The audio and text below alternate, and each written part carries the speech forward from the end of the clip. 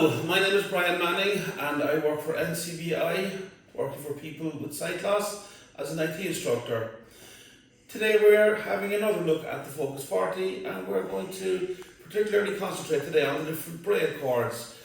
Okay, and I suppose the thing to remember about Braille chords is that they generally apply where digital Braille is being used. So even though we're using the Focus 40 for demonstration purposes for this particular video, they apply right across most of the generic Braille note takers as well. So for example, and when I say chord, I mean the space bar in conjunction with a given Braille letter. So for example, chord B or chord H or chord R, we'll say.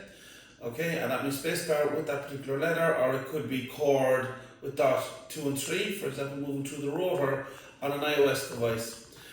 So the first thing to remember with the Focus 40 is there is a help facility. So if I press chord K for keyboard help, which is the space bar, and that's 1 and 3. So your phone's just gone to sleep. So if I do chord K, starting help, and iOS tells me that I'm in keyboard help. Okay. So now if I press chord B, for example, VoiceOver will just read out for me what chord B function carries out on the iOS device. Escape. Stopping help. So that stops help. Starting help. If I do control chord H, 4-finger double tap or 2-finger scrub, or press is .1, .2, .5 space bar home. okay, or if I do chord R, for example, .1, .2, .3, .5 space bar read all. or if I do chord M, for example, .1, .3, .4 space bar toggle mute. okay, so that basically turns the voice on or off, the speech on or off. So again, I'm just going to come back out of the keyboard help with chord B, which is chords 1 and 2. So I should be out of the keyboard help now. So okay, so if I do chord, I'm actually in the phone app now within the iPhone. So if I just do chord H, it should, if I just went dead there, so if I just do chord H now, it brings me to the home button, to the home page. So if I do chord 1, which is spacebar, and that's 1, it moves me left through my different apps on the home page. Page 1 setting, wallet. And again, these work for all of the generic conventional Braille note takers as well. So chord 4 will bring me forward through the different options. If I do chord R, for example, it will read whatever screen I'm on. So it's going to do a spacebar 1, that's 1, 2, 3, and 5. Safari, messages, 155 unread messages, music. If I do chords 1, 2, 3, it jumps me to the top of the screen. Productivity folder, 1 It starts to read. If I want to read down to that screen, I can just do my chord R again. Productivity folder, 1 app, calendar, Thursday, the 1st of July. If I want to toggle the speech on or off, I can do my control and my chord and M. Speech off. So now I'm totally reliant on the keyboard. Now the only output now that I have is through my Braille. So again, I can just pan with the right panning button, which we've demonstrated on the previous button.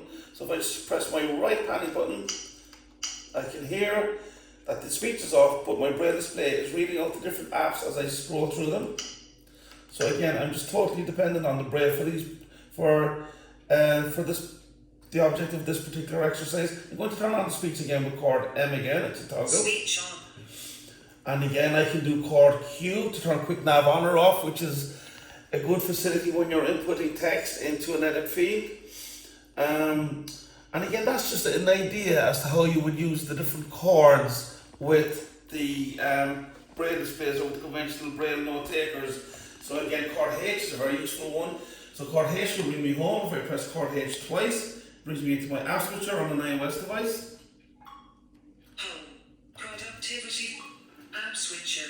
Phone. So again, now I can just come up through my Swipe up with close phone.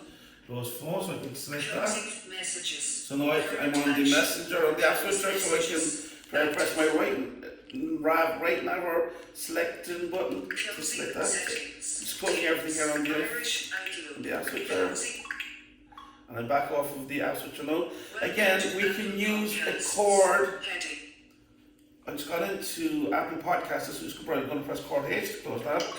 Again, I can use these chord buttons to navigate the rotor in iOS. So for example, if I do chords 2 and 3, headings, containers, semicolon, or if I do chords 5 and 6, it brings me clockwise to different options. Characters, words. And again, I mean, I can go page up, page down using the chords. If I wanted to move to the bottom of the screen.